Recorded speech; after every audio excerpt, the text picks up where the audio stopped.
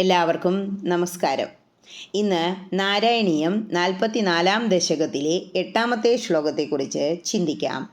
ഹരേ നാരായണ. ജേഷ്യതി ബഹുതരദൈത്യാന്വേഷ്യതി നിജബന്ധുലോകമമലപദം ശ്രോഷ്യസി സുവിമലകീർത്തിരസ്യേതി ഭവദ്വിഭൂതി മൃഷിരൂചേ. ഇനി ഈ ശ്ലോകത്തിലെ ഓരോ വാക്കുകളുടെയും അർത്ഥത്തെക്കുറിച്ച് ചിന്തിക്കാം.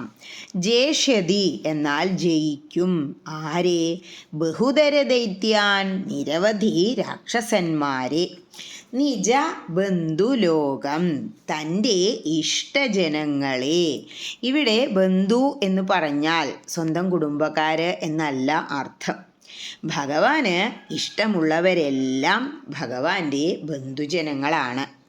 അമലപദം, വിശുദ്ധമായ പദം, അതായത് വിഷമങ്ങളൊന്നുമില്ലാത്ത പദം. ഏതാത്? ഭഗവത് പദം തന്നെ.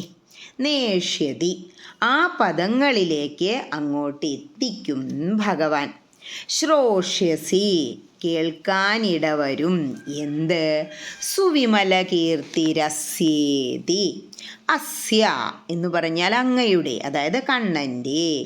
സുവിമല കീർത്തി, അത്യന്ത നിർമ്മലങ്ങളായ കീർത്തികൾ. ഇതി, ഇങ്ങനെ. ഭവദ്വിഭൂതി, അങ്ങയുടെ ഐശ്വര്യത്തെ പറ്റി.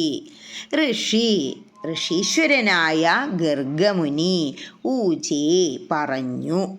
ഇനി ഈ അർത്ഥങ്ങളെല്ലാം മനസ്സിൽ വച്ചുകൊണ്ട് ആ ശ്ലോകം ഒന്നുകൂടി ചൊല്ലി നോക്കണം. എന്താ പറയണേ?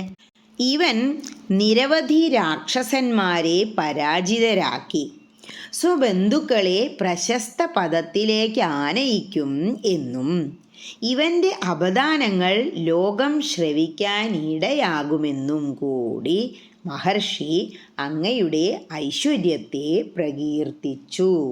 അതായത് ഗർഗ മഹർഷിക്ക് അറിയാം ഇത് സാക്ഷാൽ വിഷ്ണു ഭഗവാൻ തന്നെ അവതാരം എടുത്തു വന്നതാണ് എന്ന്.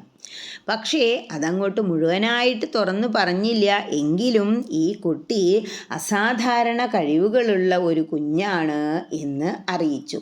ഹരേ കൃഷ്ണ.